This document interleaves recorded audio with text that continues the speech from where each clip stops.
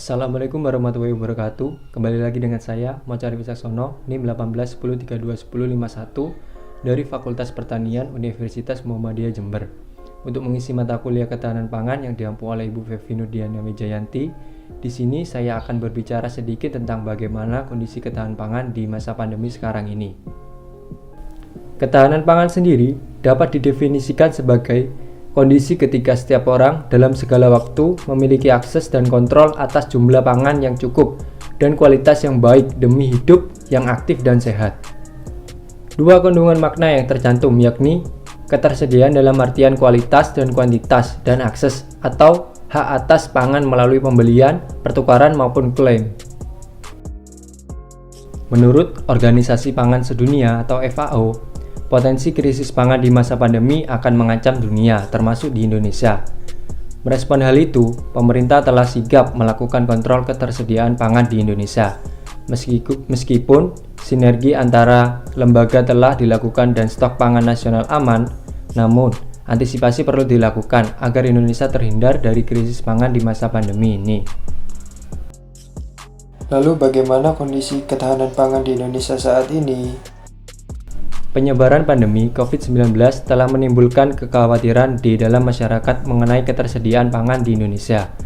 Walaupun wabah COVID-19 masih dalam kategori tinggi, akan tetapi kegiatan produksi dan distribusi pangan masih harus berjalan di tengah pandemi ini. Stabilitas harga pun selalu diupayakan pemerintah agar pasokan makanan cukup. Ada 4 cara metode bertindak dalam kasus ini. Yang pertama, peningkatan kapasitas produksi. Kementan telah mengajak petani untuk melaksanakan percepatan tanam pada musim 2 di tahun 2020 lalu. Yang kedua ada diversifikasi pangan lokal. Kementan akan mengembangkan diversifikasi pangan berbasis kearifan lokal yang berfokus pada satu komoditas utama di daerah tersebut.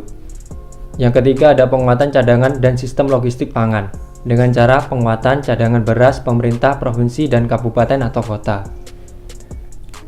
Yang keempat ada pengembangan pertanian modern melalui smart farming, pengembangan dan pemanfaatan greenhouse untuk meningkatkan komoditi hortikultura di luar musim tanam.